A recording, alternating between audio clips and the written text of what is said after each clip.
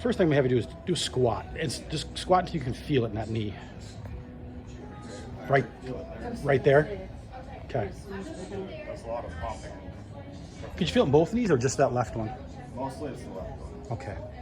And then I'm gonna have you step up with your right foot first. All right, and then down. Oh. And then up with the left one. Okay, buckled you a little bit. Okay. So much scar tissue in there that loosened it up or something. It breaks up the scar tissue too. So go a little bit wider with your stance. And go ahead and do a squat again. Okay, I got to there and I could feel it, Okay. which is noticeably farther. Yep. So let's step up there. Let's see if there's a difference. That's better. Huh.